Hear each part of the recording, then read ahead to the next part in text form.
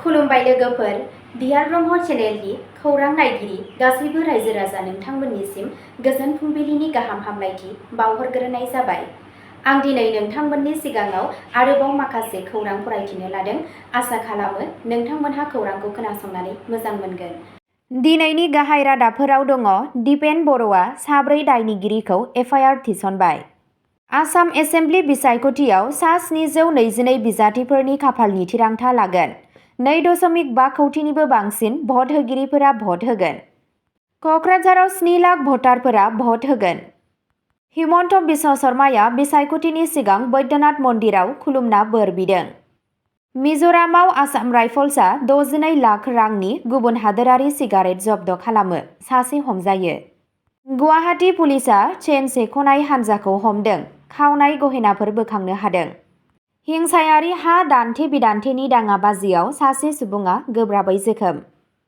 दानिया फैदो आबुं रादाबाव। गिबि खौराङावनो दङ। दिपेन बर'आ साब्रै दायनिगिरिखौ एफआइआर थिसनबाय। खौरां बिजोङाव खौरां फोसावनायखौ मिथिनो मोननाय बादियै उदालगुरि बिधान सभा इउपिपिएलनि बिजाथि दिपेन बर'नि दोहोनखौ लानानै नंखाय बांसावनायनि थाखाय उदालगुरि पुलिस थानायाव साब्रै दायनिगिरिखौ एफआइआर थिसनबाय। बिपिएफनि आइटि सेल फारियै क'क्राझारनि सुलेमान नार्जारी, उदालगुरिनि सानसुमा रामसियारि, क'क्राझारनि लैहोर लैहोर गयारी आरो फख्रिबारिनि मृदुल खाख्लारी मोनखौ उदालगुरि पुलिस थानायाव बिजाथि दिपेन बर'आ एफआइआर थिसनबाय। फैबाय थानाय समाव बेनि सायाव मा एक्शन लानाय जायो उनावसो मिथिसिगोन। नैथि खौराङाव दङ। आसाम एसेम्बलि बिसायख'थियाव सा 722 बिजाथिफोरनि खाफालनि थिरांथा लागोन। 2.5 कौटिनिबो बांसिन भट होगिरिफोरा भट होगोन। आसामाव दिनै मोनसे गोनांथार भट होनायनि थाखाय थियारि जादों, मानोना 2.5 कौटिनिबो बांसिन भट होगिरिफोरा बिधान सभा बिसायख'थियाव सा 722 बिजाथिफोरनि खाफालखौ थि खालामगोन। दिनै 9 एप्रिल खालि गासै 126 बियाबफोराव मोनसे खोन्दोआव भट होनाय जागोन।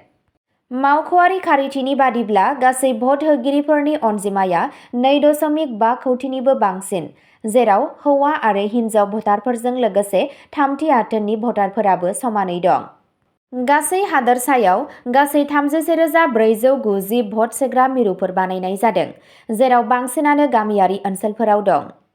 गोरोंथि आरो गोरलैयै भट होनायखौ थि खालामनो थाखाय मडेल पलिं बुथ, गासै आइजोफोरजों सामलायजानाय स्टेशन आरो वेबकास्टिं खाबुफोर बायदि जर'खा राहा लानाय जादों। गासैबो थियारिजों लोगोसे बिबानगिरिफोरा बिसायख'थिखौ उदां, मोजां आरो गोजोन थासारिजों खुंफुंगोन होननानै खोथा होदों। थामथि खौराङाव दङ। क'क्राझाराव 7 लाख भटारफोरा भट होगोन। आसाम बिधान सभा बिसायख'थिनि सिगां क'क्राझार जिल्लाया मोजाङै आरो गोजोनै भट होनायनि थाखाय गासैबो थियारिफोरखौ आबुं खालामबाय। मावख'गिरिफोरा फोरमायनाय बादिब्ला दिनै फुंनि 7 रिंगानिफ्राय गंबा बियाबफोर फारियै गसाइगाव, दतमा, क'क्राझार, बावखुंग्रि आरो पर्बतझरायाव भट होनाया जागायगोन। जिल्लायाव गासै 7 लाखनिबो बांसिन भट होगिरिफोरा भट होगोन, जेराव हौवा आरो हिन्जाव भटारफोरजों लोगोसे थामथि आथोननि भट होगिरिफोरबो दं।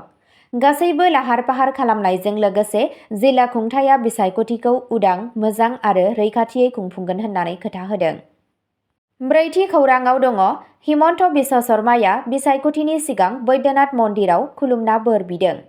आसाम बिधान सभा बिसायख'थिनि सिगां हिमन्त बिश्व शर्माया मैया 8 एप्रिल खालि सिबियारि बैद्यनाथ मन्दिराव थांनानै फुजा खालामो।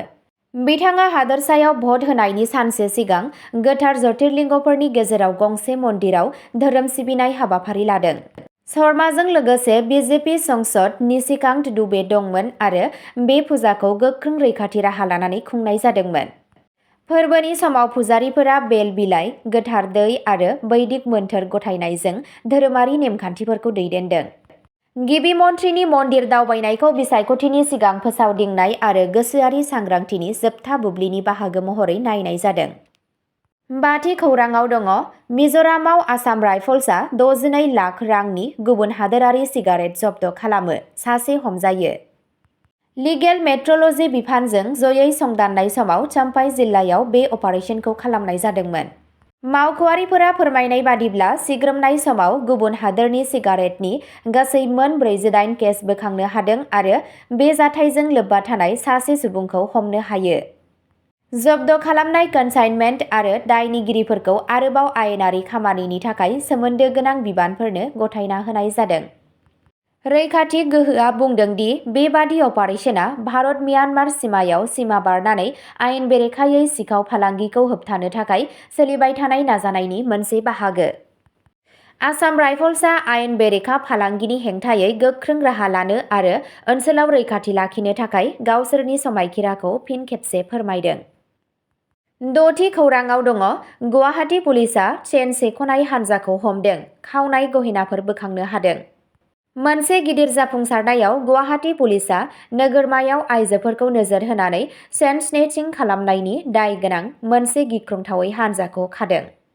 चौखुरसि बाजाराव सासे आइजोनि सनानि चेन खावनायनि उनाव बे जाथाया सोराङाव फैयो।